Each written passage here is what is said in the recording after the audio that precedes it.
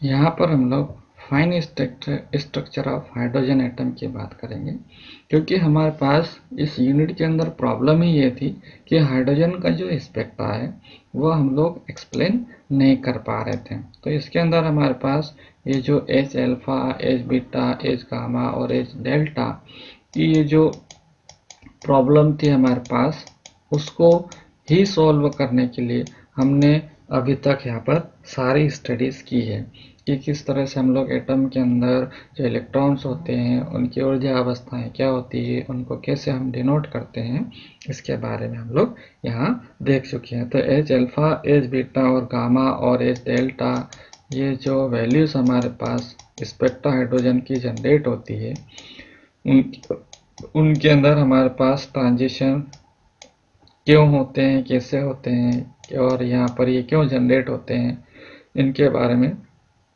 हमारे पास एक question mark था, हम एक्सप्लेन नहीं कर पा रहे थे। तो fine structure of hydrogen atom यहाँ पर स्टडी करेंगे। ये जो एच अल्फा और बीटा, ये जो हमारे पास यहाँ पर 5 लाइन्स मिलती है, इसको हम लोग यहाँ पर लाइमर, बामर, पास्चन, ब्रैकेट, फंड सीरीज के अंदर हमारे पास ये सारा एक्सप्लेनेशन हमें मिल चुका है कि एच एल्फा, ये जो बामर सीरीज के अंदर हमारे पास विजिबल रीजन के अंदर हमारे पास क्या मिलता है, ये सारी चीज़ें मिलती है। तो ये जो एच एल्फा, बीटा, गामा, ये जो ट्रांजिशन हमारे पास विजिबल रीजन के अंदर है सब, तो ये जो H alpha, H beta, gamma, delta, यह कहाँ बामर सीरीज के अंदर हमारे पास मिलता है। तो बामर सीरीज के अंदर हमारे पास इसका एक्सप्लेनेशन हमें मिल जाता है, H alpha, H beta, gamma और डेल्टा के अंदर। लेकिन वहाँ पर हमारे पास ये नहीं पता चल पाया था, ये कलर तो मिल गया था, लेकिन कहाँ से कहाँ ट्रांजिशन कैसे होंगे, वहाँ पर ऊर्जा अवस्थाएं क्या होगी, उनके अंदर कोई किस ऊर्जा अवस्था से किस ऊर्जा अवस्था में हमारे पास आया था, तो वहाँ पर आपको ये एक्सप्लेनेशन नहीं मिल पा रहा था। जैसे कि इसके अंदर 5 लाइन्स होती है, 5 लाइन्स को कैसे जनरेट होती है, ये मुझे नहीं पता था। ये सारे कलर मुझे वहाँ पर मिल गए थे, लेकिन क्या नहीं मिला था मेरे पास, इसका रीज़न क्या है, इसके पीछे रीज़न क्या है, रीज़न मुझे वहाँ पर समझ में नहीं आ रहा था। लाइमर, बामर, पास्चन, ब्रैकेट, फंड सीरीज के अंदर ये जो हमने ट्रांजिशन पढ़े थे इनके, तो इनके ट्रांजिशन के अकॉर्डिंग हमारे पास इनका एक्सप्लेनेशन मिल जाता, लेकिन वाई जनरेटेड दिस, ये हमारे पास कोई सॉल्यूशन नहीं था।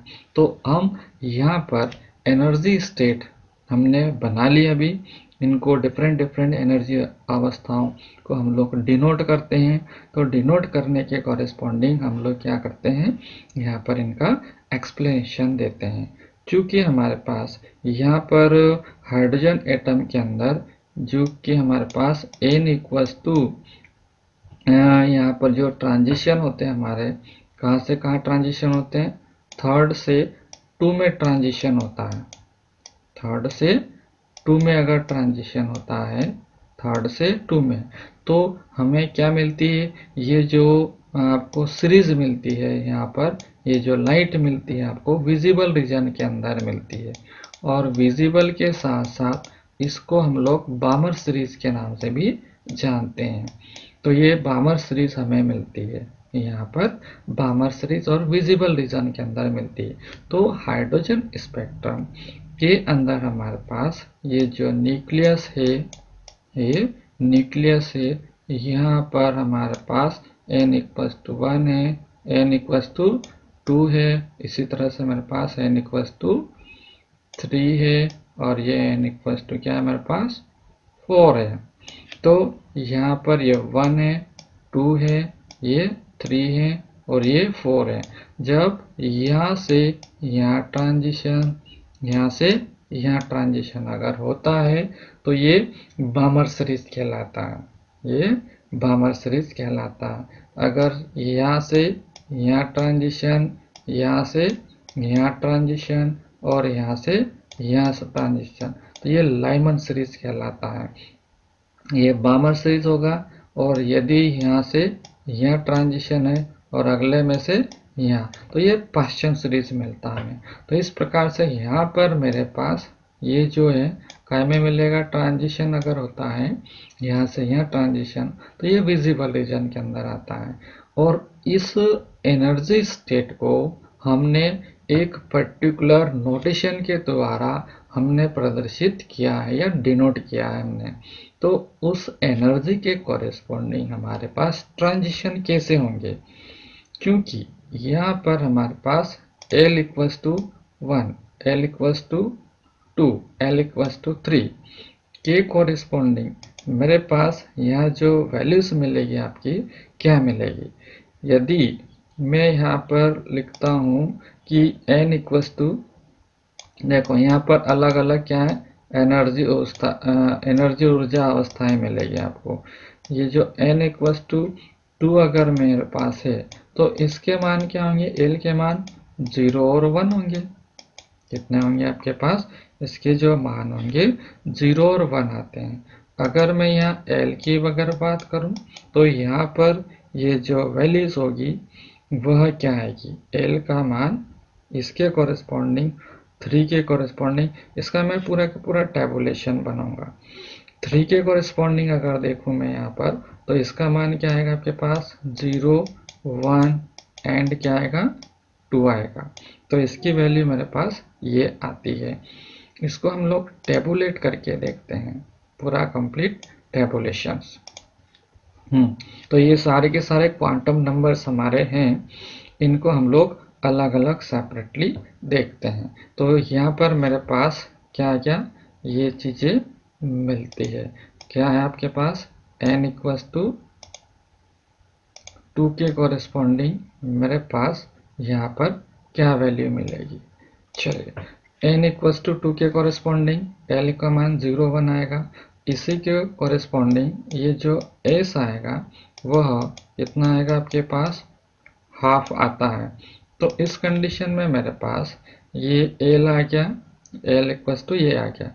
इसके कॉरेस्पॉन्डिंग मेरे पास J क्या आएगा, J में ध्यान से देखूं तो J बराबर L प्लस एस होता है, J equals to L plus S होता है। जब L का मान मेरे पास 0 हो और S का मान 1/2 हो तो J का मान क्या आएगा, 1/2 आएगा। और यदि मेरे पास इसका मान 1 हो तो कितना आएगा, ये 3/2 आएगा, 3/2 आता है। तो यहाँ पर मेरे पास J की जो वैल्यू है वह इतनी आती है। तो इसके कॉरेस्पॉन्डिंग मेरे पास ये जो एनर्जी स्टेट होंगे, इनको मैं कैसे डिनोट करूँगा। यहाँ अगर नोटेशन की अगर बात करें तो मेरे पास यहाँ पर देखो ये इसकी वैल्यू 2 है, और 2 यानी क्या है, ऑर्बिट नंबर है। 2 यानी क्या है, ये ऑर्बिट नंबर है, दूसरा ऑर्बिट नंबर। और दूसरे को हम लोग एनर्जी स्टेट में कहाँ डिनोट किया था हमने, यहाँ फ्रंट के अंदर।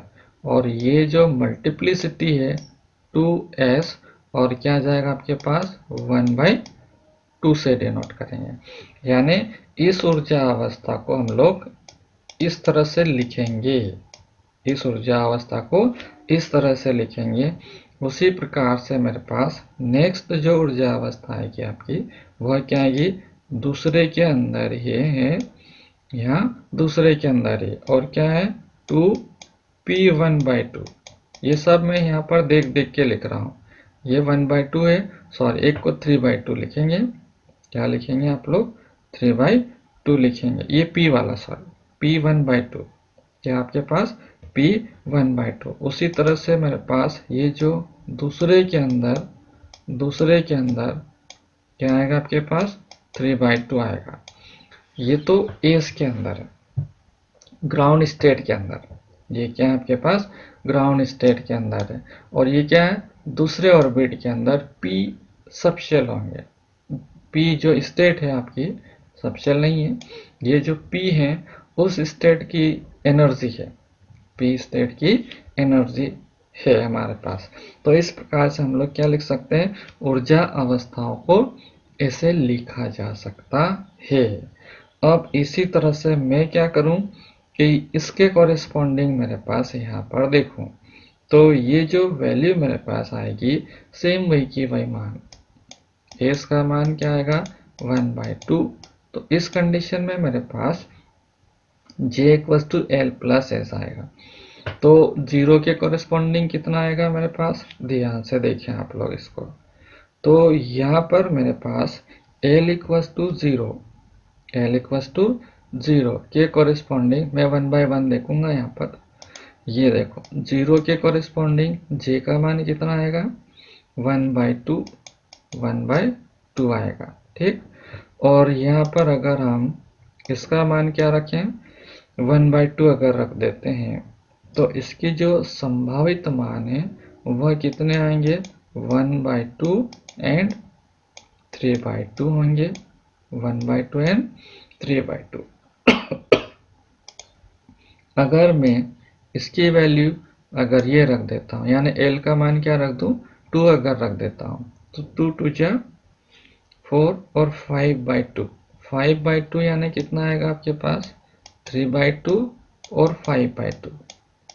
क्योंकि मैं यहाँ पर पहले समझा चुका हूँ कि ये डबलेट होता है, यह क्या होता है डबलेट, जो सिंगल इलेक्ट्रॉन सिस्टम है, सिंगल इलेक्ट्रॉन सिस्टम है उसकी जो जितनी भी ऊर्जा अवस्थाएं होती है ये ग्राउंड स्टेट वाला सिंगल में होता है, ये बाकी जितने भी होते हैं काय में होते हैं डबलेट में होते हैं, 2 ऊर्जा अवस्थाओं में होते हैं सिंगल इलेक्ट्रॉन सिस्टम के अंदर, सिंगल इलेक्ट्रॉन सिस्टम के अंदर ये होते हैं।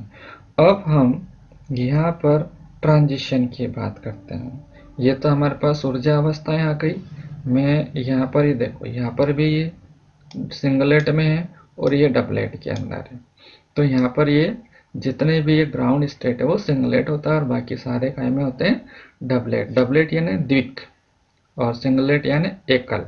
तो एकल में होगा या फिर द्विक में होता है। अब हम यहाँ पर ट्रांजिशन की बात करते हैं, यानी ऊर्जा अवस्थाओं की टर्म में हम लोग ट्रांजिशन की बात करते हैं। तो ट्रांजिशन के लिए मेरे पास ये जो ऊर्जा अवस्थाएं दी गई है उसको हम लोग यहाँ पर अलग अलग सेपरेट बनाने की कोशिश करेंगे। तो अलग अलग यानी n=3 के कोरेस्पॉन्डिंग मेरे पास ये जो ऊर्जा अवस्थाएं होगी वह क्या होगी, यहाँ पर मेरे पास एक ऊर्जा अवस्था होगी, यहाँ पर मेरे पास दूसरी ऊर्जा अवस्था होगी और यहाँ पर मेरे पास तीसरी ऊर्जा अवस्था होगी। तो ये जो अलग अलग ऊर्जा अवस्था है वह n=3 होगी। इसी तरह से मेरे पास n=2 के कोरेस्पॉन्डिंग 2 ऊर्जा अवस्थाएं होगी, यहाँ पर 2 ऊर्जा अवस्थाएं होगी। कौन कौन सी, यहाँ पर हम लोग ध्यान से देखें। अभी हमने वहाँ पर ऊपर सॉल्व किया था आपने, तो यहाँ पर मेरे पास ये जो ऊर्जा अवस्था है 2s1/2 और 2p1/2, 2p1/2 जे जहाँ सेम होता है वो सेम एनर्जी स्टेट में आता है। और ये जो p का मान क्या है मेरे पास अलग है, तो ये 3/2 अलग आएगा। ये n=2 के कॉरेस्पॉन्डिंग मेरे पास यहाँ पर ये देखो, यहाँ पर n कौन सा 2 के कॉरेस्पॉन्डिंग कितनी आई थी, ये ऊर्जा अवस्थाएं आई थी मेरे पास। तो ये जो जे सेम जहाँ रहता है वह सेम ऊर्जा अवस्था में आता है, जहाँ जे अलग वैल्यू आती है वो अलग ऊर्जा अवस्था में आता है। और n=3 के कॉरेस्पॉन्डिंग मेरे पास कितनी ऊर्जा अवस्था है, ये 5 ऊर्जा अवस्था है। तो 5 ऊर्जा अवस्थाओं में यहाँ पर इसको कैसे ये अरेंज होगा, यहाँ जो 5 ऊर्जा अवस्थाएं हैं वह अगर हम यहाँ पर अगर लिखना चाहें तो कैसे हम लिखेंगे, यहाँ पर ध्यान से देखिए इस चीज को। यहाँ पर हम अगर डिनोट करें तो इसकी जो वैल्यू होगी वह क्या आएगी 2s1/2 लिख सकते हैं आप। और इसको दूसरी जो ऊर्जा अवस्था आएगी, क्योंकि जे का मान एक इसका भी सेम मान है, पी का मान, इसी प्रकार से यहाँ 3/2 वाले लिख देते हैं तो मेरे पास P का मिलता है और एक किसका मिलता है D का मिलता है, इसका मिले मेरे पास D का मिलता है। ये जो वैल्यूज मेरे पास आई है ये P D ये कैसे लिखा मैंने, एस पी डी, ये जो हमने वैल्यू है वो कैसे लिखी है, इसको ध्यान से देखिए आप। यहाँ पर ये जो हमारे पास यहाँ एल इक्वल्स टू क्या है, एल इक्वल्स टू 0, तो हम लोग यहाँ पर क्या लिखते हैं, आप लोग 0 के कॉरेस्पॉन्डिंग जो मान आता है वो एस लिखते हैं, इसके कॉरेस्पॉन्डिंग आता है वो पी लिखते हैं, और इसके कॉरेस्पॉन्डिंग हम लोग क्या लिखते हैं, डी लिखते हैं, इसके कॉरेस्पॉन्डिंग हम लोग डी लिखते हैं। तो यहाँ पर क्या लिखेंगे आप, डी लिखोगे। तो जब हम इसके कॉरेस्पॉन्डिंग जो सॉल्यूशन आया है, तो यहाँ क्या लिखेंगे आप, डी लिखोगे, यहाँ पर क्या लिखोगे आप, पी लिखोगे, और यहाँ पर क्या लिखोगे, एस लिखोगे। तो जब हम ये जब हम लोग इसकी अगर बात करते हैं तो डी लिखेंगे, अगर इसकी बात करते हैं तो हम लोग पी लिखेंगे। तो इस तरह से हम लोग क्या करेंगे, एस पी डी एल के कॉरेस्पॉन्डिंग लिखेंगे आप। तो यहाँ पर मेरे पास एस 1/2 1/2 1/2 यानी ये, और पी 1/2 और पी 3/2 होगा। तो पी 3/2 कहाँ चले जाएगा, यहाँ पर हमारे पास ये पी 3/2, तो 3/2 वाले में जाएगा।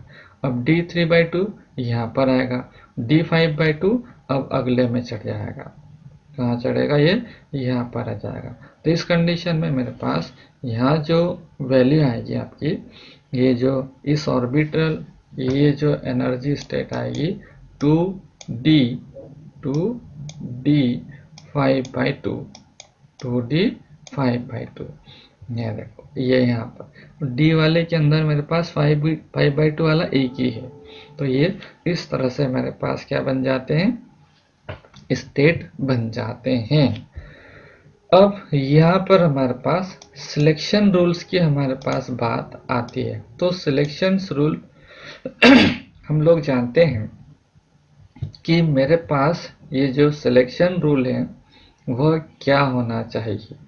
एक तो मेरे पास यहाँ पर डेल एल और डेल जे का मान हमारे पास क्या होना चाहिए, डेल एल का जो मान है वह क्या होना चाहिए, ±1 ट्रांजिशन होना चाहिए, और डेल एल का मान है, डेल एल का मान ये हो गया, डेल जे की जो वैल्यू होगी वह 0 या फिर ±1 होगी। इसके अकॉर्डिंग यहाँ पर ट्रांजिशन कौन कौन से वैलिड होंगे, सबसे पहले हमें यह चेक करना पड़ेगा, और बाद में फिर क्या करेंगे आप, इसकी इंटेंसिटी के बारे में चेक करेंगे। तो सबसे पहले हम यहाँ पर देखें कि कौन से हमारे पास ये ट्रांजिशन वैलिड है और कौन से इनवैलिड है। तो यहाँ पर हम लोग ट्रांजिशन की बात करते हैं। तो ये तो बात हो गई किसकी, इंटेंसिटी की बात हो गई। अब यहाँ पर हमारे पास ये जो वैल्यूज आएगी, मैं इसको थोड़ा टेबुलेशन करने के लिए इसको यहाँ से मैं हटा देता हूँ, क्योंकि मुझे यहाँ पर टेबुलेट लिखना है, तभी मुझे ये दिखाई देगा। अब डेल एल का मान क्या चाहिए मेरे को, ±1 मैं यहाँ से देखो n बराबर 3 से यहाँ 2 में ट्रांजिशन होगा, 3 से 2 में ट्रांजिशन होगा, ये ध्यान रखें। अब यहाँ पर ट्रांजिशन की अगर बात की जाए तो ये एस से एस में ट्रांजिशन हो ही नहीं सकता, एस से एस में, क्योंकि डेल एल का मान एस से एस में जाएगा, एस का मान 0 है तो ये भी 0 है, तो 0 से 0 में कभी भी ट्रांजिशन नहीं होगा। तो क्या हो सकता है, ये एस से पी में ट्रांजिशन हो सकता है, एस से कहाँ ट्रांजिशन हो सकता है, पी में, यानी ये वाला यहाँ ट्रांजिशन हो सकता है।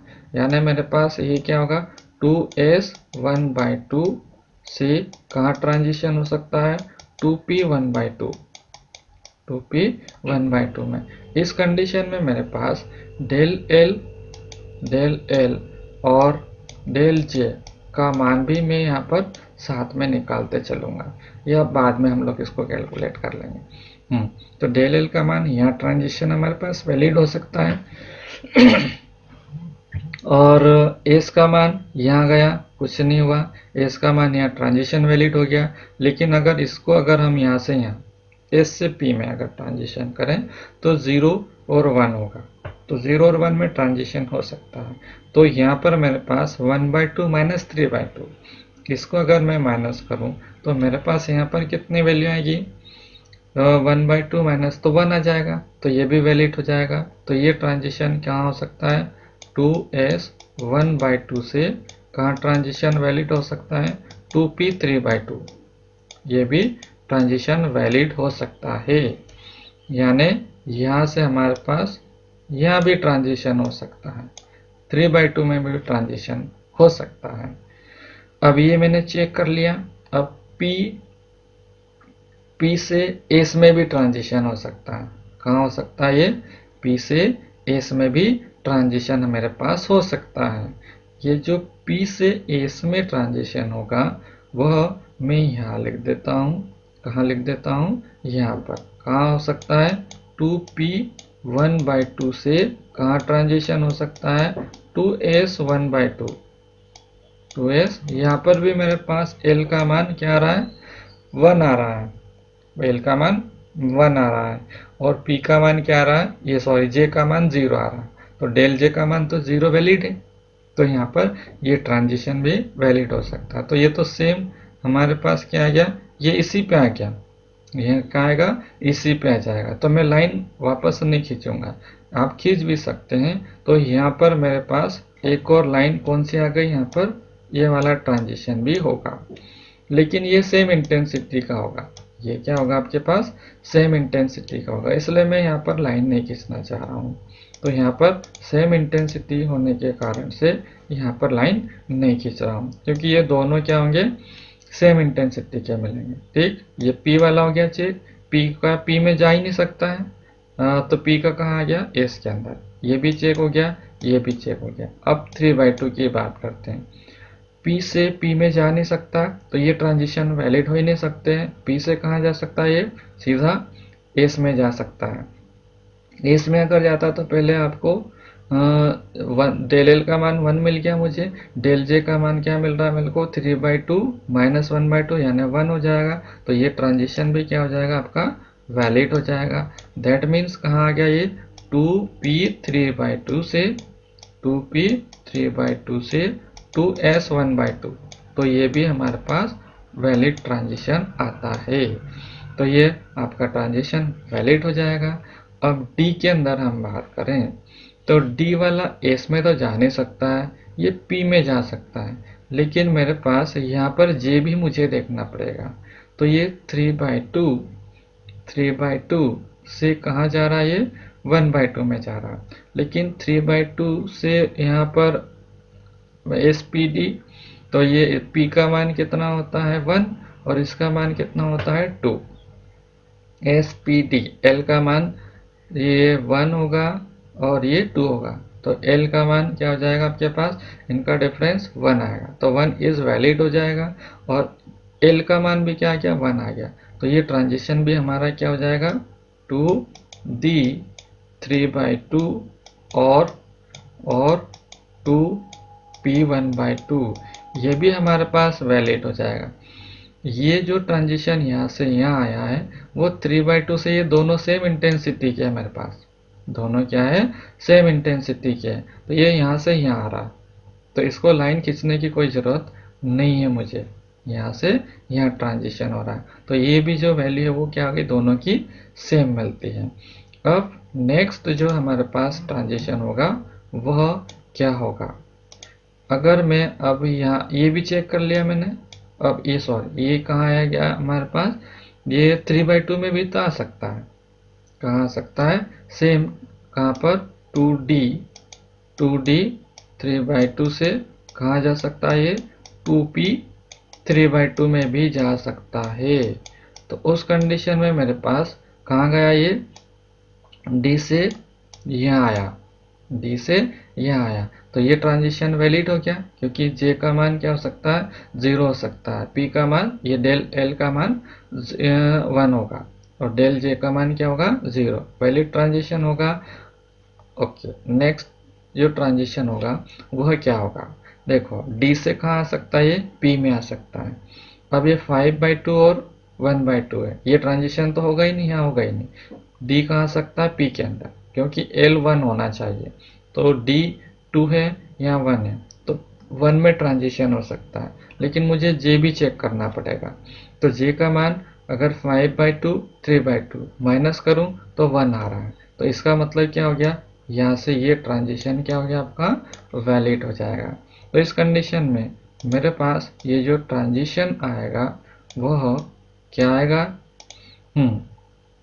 2D 5/2 से कहाँ ट्रांजिशन वैलिड हो जाएगा आपके पास 2P 3/2, 2P 3/2, ये वाला ट्रांजिशन मेरा क्या होगा वैलिड होगा।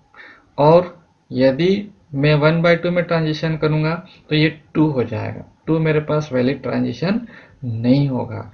तो इस प्रकार से हमारे पास यहाँ अगर देखूं तो ये सेम इंटेंसिटी का मिलता है पहला, और ये मेरे पास दूसरा ट्रांजिशन मिला, ये मेरे पास सेम इंटेंसिटी का तीसरा ट्रांजिशन मिला, ये 4 है और ये 5 है। तो इस प्रकार से हाइड्रोजन एटम के अंदर ये जो 5 ट्रांजिशन होते हैं वह इन ऊर्जा अवस्थाओं के ट्रांजिशन के कारण से स्पेक्ट्रम के अंदर हमें 5 लाइन मिलती है। तो इस प्रकार से हम लोग यहाँ पर क्या देख सकते हैं कि ये जो हाइड्रोजन के स्पेक्ट्रम के अंदर हमारे पास जो हमने पहले थ्योरेटिकली हमने जो स्टडी करी थी कि इसके अंदर 5 लाइन मिलती है, तो 5 लाइन क्यों मिलती है उसका कारण हमें यहाँ पर मिल जाता है। अगर हम यहाँ पर ये तो ट्रांजिशन कौन सा वैलिड होगा वो बात आ गई। अब हम बात करते हैं यहाँ पर इसकी इंटेंसिटी की कि कौन मैक्सिमम इंटेंसिटी का होगा, कौन मिनिमम इंटेंसिटी का होगा। चलिए अब यहाँ पर बात करते हैं हम लोग डेल एल और डेल जे की बात करते हैं। तो यहाँ पर ये जो S1/2 से P1/2 में अगर होता है तो मेरे पास यहाँ पर डेल एल का मान क्या आएगा -1 आएगा, और ये जो वैल्यू आपकी क्या आएगी डेल एल का मान +1 आएगा। यहाँ पर देखो ध्यान से, मैंने इसमें से ये तो एस का मान क्या है, इसको मैं कलर चेंज कर देता हूँ, एस का मान 0 आएगा एल का, और इसका मान 1 आएगा, पी का मान 1 आएगा, एस का मान 0 आएगा, ये 0 आएगा एस का और ये पी का मान 1 आएगा। क्लियर। अब हमारे पास ये जो डेल एल है तो 1 - 0, इसमें से इसको माइनस किया मैंने, यहाँ से यहाँ ट्रांजिशन हो रहा, यानी हम लोग एक इमेजिनेशन इससे इधर भी निकाल सकते हैं, इधर से इधर भी निकाल सकते हैं। तो 1 - 0, तो ये आ गया 1 माइनस मतलब जे ये -0, तो इसका मान कितना आ जाएगा मेरे पास 0 आ जाएगा, इसका मान क्या आएगा 0 आएगा। इसी प्रकार से अगर मैं यहाँ पर अगर निकालूं तो 0 - 1, तो ये क्या आ जाएगा -1, ये -0, तो ये क्या आ जाएगा 0 आ जाएगा, ये -1, एल को अगर माइनस कर तो 1 - 0 यानी +1, ये माइनस ये करूँगा, ये माइनस ये, तो ये क्या आ जाएगा 1 हो जाएगा। इसी तरह से एस ये 0 - 1, तो ये क्या आ जाएगा -1 आएगा, ये -1 यानी क्या आएगा 1 आएगा। ये आ गया आपके पास S P D, S P ये 1 होता है, ये क्या होता है आपके पास डी वाला 2 होता है, ये वाला 1 होता है। अब यहाँ पर अगर सॉल्व करें तो क्या आ जाएगा 1 1 - 2, तो ये आ गया 1, ये -1 यानी आपके पास 1/2 - 3/2, तो ये वाला मान आ जाएगा। इसी तरह से D का 2P1, तो क्या आ जाएगा ये 1 आ जाएगा, ये क्या आ जाएगा आपके पास 0 आ जाएगा, और ये क्या आ जाएगा आपके पास यहाँ जो वैल्यू आएगी L का मान 1 आएगा और P का मान 3/2 -1/2, तो कितना आ जाएगा ये -1/2 -5/2, तो माइनस वाला ये ग्रेटर होगा तो यहाँ माइनस साइन आएगा। तो इस तरह से मेरे पास क्या आ गया डेल एल और डेल जे के मान आ जाते हैं। अब यहाँ पर अगर हम इंटेंसिटी की बात करें तो क्या मिल रहा है मेरे को, देखो यहाँ पर सेम मिल रहा, यहाँ पर सेम मिल रहा, यहाँ पर सेम मिल रहा, तो यहाँ जो इंटेंसिटी वो क्या मिलेगी आपको अधिकतम, और कहाँ मिल रहा है मेरे को ये सेम मिल रहा है, और कहीं पर सेम नहीं।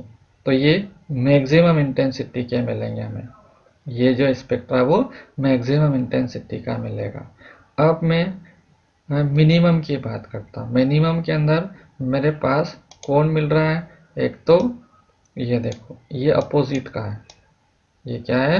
अपोजिट का। और अपोजिट कोई है? ये अपोजिट मिल रहा है मेरे को, ये अपोजिट। तो ये क्या आएगा आपके पास? ये जो मैक्सिमम है इंटेंसिटी के मिलेंगे आपको, ये मैक्सिमम इंटेंसिटी। और ये अपोजिट है तो क्या मिलेंगे आपको?